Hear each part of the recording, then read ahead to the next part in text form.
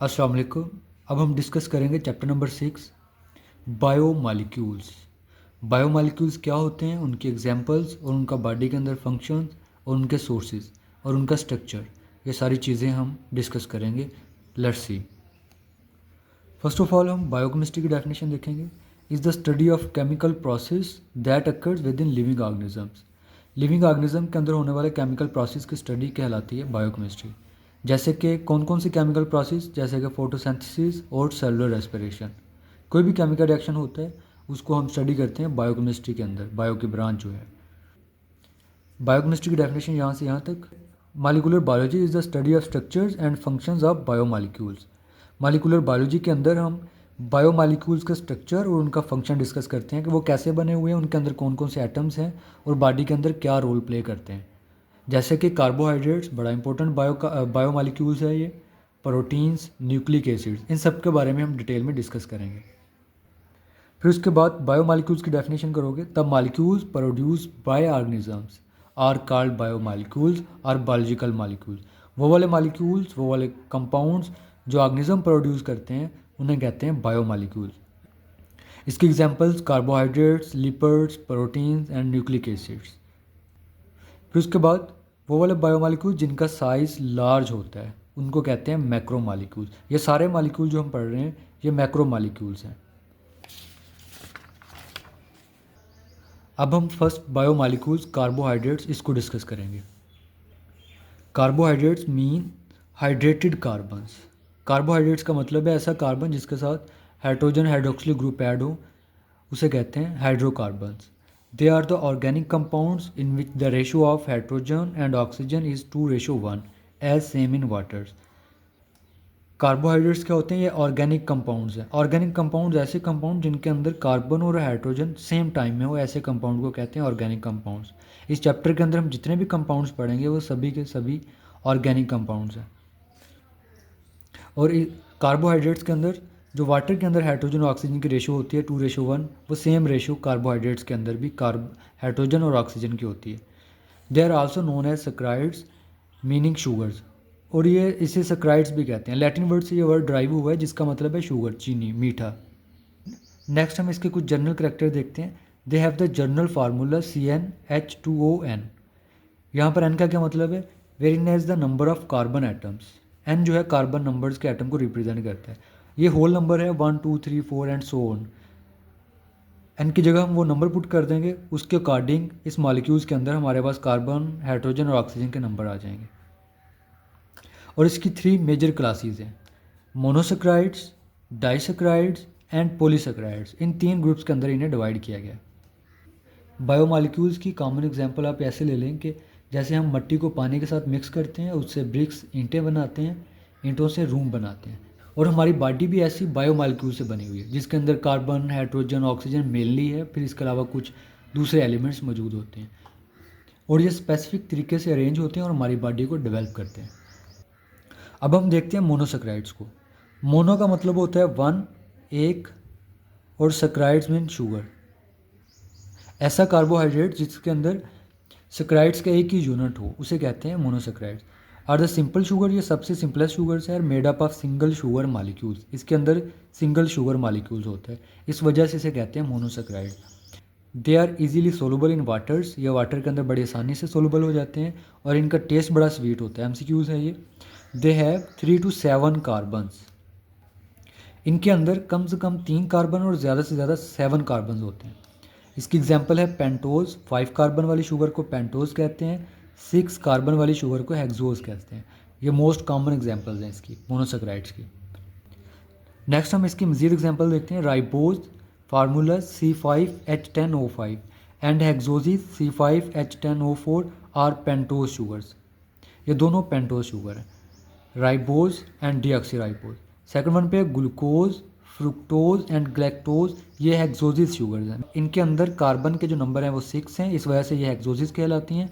और इनके अंदर कार्बन के जो नंबर हैं वो 5 है, इस वजह से ये पेंटोजिस कहलाते हैं। और फिर इसके बाद आप इनका स्ट्रक्चर फार्मूला भी करेंगे। जैसे कि राइबोज है, राइबोज के सेंटर में यहाँ पर ऑक्सीजन होती है, फिर कार्बन नंबर 1 2 3 4 और 5। यही चीज़ हमने पढ़ी है कि पेंटोज के अंदर 5 कार्बन्स होते हैं। फिर उसके बाद कार्बन नंबर के अपर साइड पे हाइड्रोक्सिल ग्रुप OH ग्रुप होता है, नीचे हाइड्रोजन होती है। कार्बन नंबर 2 पे ऊपर हाइड्रोजन, नीचे हाइड्रोक्सिल ग्रुप। 3 पे भी सेम है। 4 पे होता है CH2OH और नीचे हाइड्रोजन एटम्स है। एज वेल एज डिऑक्सीराइबोज, सेम सारा इसका केमिकल स्ट्रक्चर्स है इसका। राइबोज के अंदर हमने कार्बन नंबर 2 पे नीचे हाइड्रोक्सिल ग्रुप पढ़ा था, लेकिन डीऑक्सीराइबोज के अंदर सिर्फ हाइड्रोजन होती है, यहाँ पर ऑक्सीजन जो है वो एब्सेंट होती है, इस वजह से इसे कहते हैं डीऑक्सी, के ऑक्सीजन जो है एक एब्सेंट है इसमें। सेम इसी तरह आप ग्लूकोज का भी केमिकल स्ट्रक्चर करेंगे। ऑक्सीजन है यहाँ पर, कार्बन नंबर 1 2 3 4 5 और 6, और फिर इसके बाद इनके बॉन्डिंग्स पूरी होगी कैसे, हाइड्रोजन और हाइड्रोक्सिल ग्रुप ऐड होके। कार्बन नंबर 1 के अपर साइड पे हाइड्रोजन है, नीचे हाइड्रोक्सिल ग्रुप है। 2 पे भी अपर साइड पे हाइड्रोजन, हाइड्रोक्सिल ग्रुप। 3 पे उल्ट है, हाइड्रोक्सिल ग्रुप ऊपर है, हाइड्रोजन नीचे है, फिर हाइड्रोजन ऊपर, फिर हाइड्रोक्सिल ग्रुप नीचे। और कार्बन नंबर 5 पे ऊपर जो है कार्बोनल ग्रुप्स है, CH2OH। ग्लैक्टोज हेक्सो शुगर है ये भी, इसका भी कार्बन नंबर 1 पे हाइड्रोजन, हाइड्रोजन, हाइड्रोक्सिल ग्रुप। यहाँ पर हाइड्रोक्सिल ग्रुप ऊपर है, लेकिन ग्लूकोज के अंदर हाइड्रोक्सिल ग्रुप नीचे है। थोड़ी सी चेंजेस के साथ जो है ये इसका प्रॉपर्टीज़ चेंज हो जाती है। ये ग्लूकोज था जिसके हाइड्रोक्सिल ग्रुप नीचे है, और ये ग्लैक्टोज है जिसके हाइड्रोक्सिल ग्रुप ऊपर है। नेक्स्ट है फ्रुक्टोज। फ्रुक्टोज में क्या होता है, हाइड्रोक्सिल ग्रुप इसका ऊपर होता है। इन सब के 6 रिंग्स हैं, 1 2 3 4 5 6, सेम ऐसे इसके, लेकिन फ्रुक्टोज के 5 रिंग्स होते हैं, लेकिन कार्बन का नंबर इनके अंदर 6 होते हैं। इसका कार्बन नंबर 1 यहाँ पर इस चेन से बाहर है, इस स्ट्रक्चर से बाहर, इस रिंग से बाहर है। फिर 2 3 4, कार्बन नंबर 2 के साथ ऊपर हाइड्रोक्सिल ग्रुप है, नीचे दूसरा एक कार्बन ऐड है इसके अंदर साथ, और 2 हाइड्रोजन और एक हाइड्रोक्सिल ग्रुप। हाइड्रोक्सिल ग्रुप ऊपर और हाइड्रोजन नीचे। 4 पे हाइड्रोजन ऊपर, हाइड्रोक्सिल ग्रुप नीचे। 5 पे ऊपर कार्बोनिल ग्रुप CH2OH और नीचे जो है हाइड्रोजन, ये है फ्रुक्टोज। नेक्स्ट है disaccharides. They are made up of 2 monosaccharides units. इनके अंदर 2 मोनोसेक्राइड यूनिट्स होते हैं, इस वजह से इन्हें कहते हैं डाइसेक्राइड। डाई का मतलब 2 होता है। They are less soluble in water. ये मोनोसेक्राइड की निस्बत कम सोलूबल होते हैं पानी के अंदर, और इस वजह से इनका टेस्ट भी कम स्वीट्स होता है। नेक्स्ट इनकी एग्जांपल्स, सुक्रोज जिसे टेबल शुगर कहते हैं, चीनी जो हम यूज़ करते हैं खाने पीने की चीज़ों में, made up of 2 monosaccharides, glucose and fructose. Sucrose के अंदर ये 2 मोनोसेक्राइड्स आपस में मिलते हैं, तो उसके रिजल्ट में सुक्रोज बनता है। Maltose made up of glucose, 2 glucose molecules के मिलने से मेल्टोज बनता है। नेक्स्ट इनका रिंग स्ट्रक्चर, ये अलग से शॉर्ट क्वेश्चन भी आते हैं ये वाले। यहाँ पर हम देखेंगे सुक्रोज कैसे बना हुआ है और मेल्टोज कैसे बना हुआ है। ऊपर हमने पढ़ा है एग्जाम्पल में, सुक्रोज के अंदर 2 मोनोसेक्राइड्स हैं, ग्लूकोज और फ्रुक्टोज। यहाँ पर फर्स्ट पे है ग्लूकोज और सेकंड पे है फ्रुक्टोज। ग्लूकोज को हम राइट कर लेंगे और फिर उसके साथ फ्रुक्टोज को राइट करेंगे, और इसका मिरर इमेज हम जो है ना वो राइट करेंगे। पहले कार्बन नंबर 1 इस साइड पे था, अब कार्बन नंबर 1 जो है इस साइड पे है यहाँ पर, और इन दोनों में यहाँ पर हाइड्रोक्सिल ग्रुप मिलेगा और यहाँ का जो हाइड्रोक्सिल ग्रुप है वो आपस में मिलेंगे। उनके मिलने से वाटर प्रोड्यूस होगा, वो यहाँ से अलग हो जाएगा, और ऑक्सीजन जो है इन दोनों के दरमियान बॉन्डिंग बना देगा, इन दोनों मालिक्यूल्स को आपस में जोड़ देगा। सेम इसी तरह मेल्टोज में पहला ग्लूकोज यूनिट है, फिर दूसरा ग्लूकोज यूनिट है। इन दोनों का कार्बन नंबर 1 जो है राइट साइड पे है, यहाँ पर भी कार्बन नंबर 1 राइट साइड पे है, और इनकी जो बॉन्डिंग होती है कार्बन नंबर 1 में और कार्बन नंबर 4 के दरमियान। और यहाँ जो नीचे हाइड्रोक्सिल ग्रुप था कार्बन नंबर 1 पे और कार्बन नंबर 4 पे जो नीचे हाइड्रोक्सिल ग्रुप था, वो दोनों आपस में मिलेंगे, उनमें से वाटर निकल जाएगा और एक ऑक्सीजन रह जाएगा, और ये ऑक्सीजन इन दोनों मालिक्यूल्स को आपस में जोड़ देगा। ये कोवलेंट बॉन्ड बनता है इनके दरमियान। मेल्टोज के अंदर कार्बन नंबर 1 और 4 के दरमियान बॉन्डिंग्स हो रही है, और ग्लूकोज के अंदर कार्बन नंबर 1 और कार्बन नंबर 2 के दरमियान बॉन्डिंग्स, ग्लाइकोसिटिक बॉन्ड बन रहा है, कोवलेंट बॉन्ड बन रहा है। नेक्स्ट है पॉलीसेक्राइड्स। पॉली का मतलब होता है मैनी। जब काफ़ी सारे सेक्राइड्स के यूनिट, शुगर के यूनिट आपस में मिले होते हैं, उसको कहते हैं पॉलीसेक्राइड्स। ये लार्ज मालिक्यूल्स होते हैं, बड़े साइज़ के होते हैं, क्योंकि इनके अंदर काफ़ी सारे मोनोसेक्राइड्स अटैच होते हैं। 100 to thousands ऑफ मोनोसेक्राइड्स इनके अंदर होते हैं। They are insoluble in waters. बहुत ज़्यादा मोनोसेक्राइड्स होने की वजह से उनके दरमियान बॉन्डिंग मजबूत होती है, जिसकी वजह से वो पानी के अंदर सोलुबल नहीं हो पाते, और इसी वजह से इनका टेस्ट भी नहीं आता, ये टेस्टलेस होते हैं। साइड बॉक्स में क्या बता रहा है कि polysaccharides are the most abundant. ज़्यादा पाए जाने वाले जो कार्बोहाइड्रेट्स हैं वो पॉलीसेक्राइड्स हैं। ये एमसीक्यूज आता है ये। नेक्स्ट हम इनके एग्जांपल्स देखते हैं। पहले नंबर पे है starch. Storage polysaccharides found in plants. Plant के अंदर जो कार्बोहाइड्रेट स्टोर होता है वो स्टार्च की फॉर्म में होता है, इस वजह से इसे कहते हैं स्टोरेज पॉलीसेकेराइड। ये एमसीक्यूज भी आ सकता है कि स्टोरेज पॉलीसेकेराइड कौन सा है, वो स्टार्च है। It is compose of straight as well as branch chains of glucose. इसमें क्या होता है कि काफ़ी सारे ग्लूकोज जो है वो आपस में मिलते हैं, एक ग्लूकोज दूसरा तीसरा चौथा पाँचवा, इस तरह थाउजेंड्स की तादाद में ये आपस में मिलते हैं, और ये स्ट्रेट चेन की फॉर्म में भी होते हैं और ये ब्रांचेस भी, इनके साइडों पे भी जो है ना वो यूनिट अटैच होना शुरू हो जाते हैं। नेक्स्ट है ग्लाइकोजन। इसको एनिमल स्टार्च कहते हैं, ये एनिमल्स के अंदर पाई जाती है मेनली, और स्टार्च जो है ये प्लांट्स के अंदर, और ग्लाइकोजन एनिमल्स के अंदर। ये भी एमसीक्यूज है। ये स्टोर होती है लिवर के अंदर, जिगर के अंदर और मसल्स के अंदर। It consist of highly branch, इसके अंदर बहुत ज़्यादा ब्रांच चेन्स होती है ग्लूकोज की, और इस मालिक्यूल्स को तोड़ा जाता है एनर्जी हासिल करने के लिए। जब ये मालिक्यूल ब्रेक होता है तो एनर्जी प्रोड्यूस होती है और हमारी बॉडी उस एनर्जी को यूज़ करती है। थर्ड नंबर पे है सेलुलोज पॉलीसेकेराइड्स। इसके अंदर स्ट्रेट चेन्स होती हैं ग्लूकोज यूनिट्स की, यहाँ पर ब्रांच है और इसके अंदर ब्रांच और चेन दोनों, और इसके अंदर स्ट्रेट चेन्स है सेलुलोज के अंदर, और ये प्लांट सेल वॉल के अंदर पाया जाता है। नेक्स्ट है chiton. Chiton is modified form of cellulose.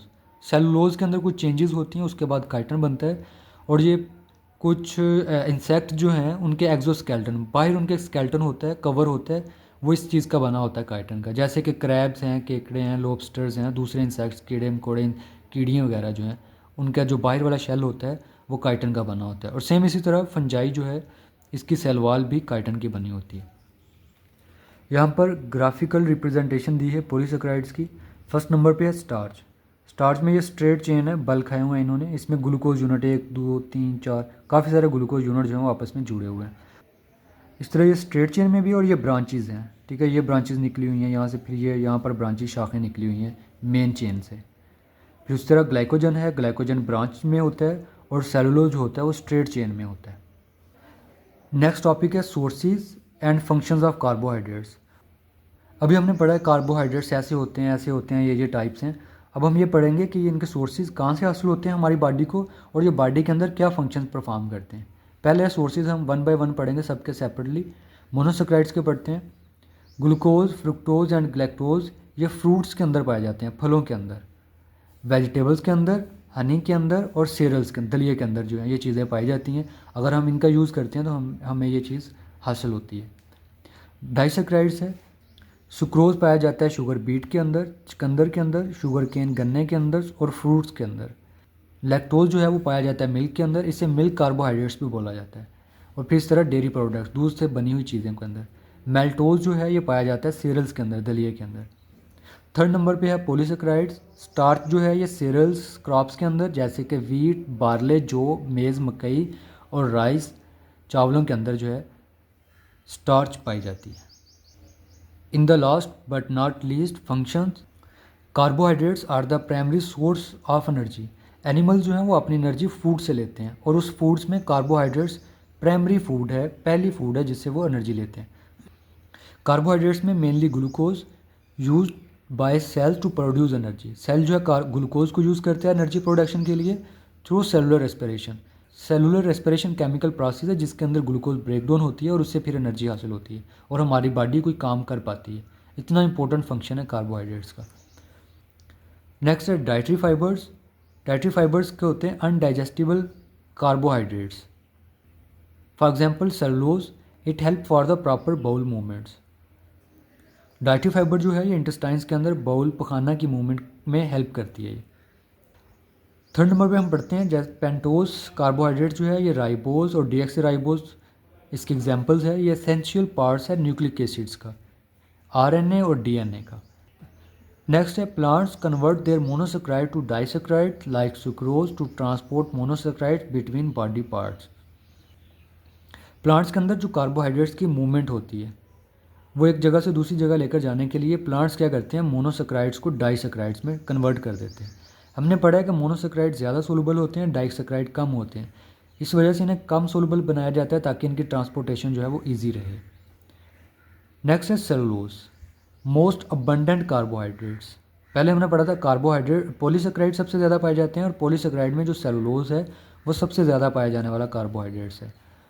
It provides support to plant cells and ultimately to whole plant. Cellulose क्या करता है, प्लांट सेल को सपोर्ट करता है और इस तरह पूरे प्लांट्स को सपोर्ट मिलती है।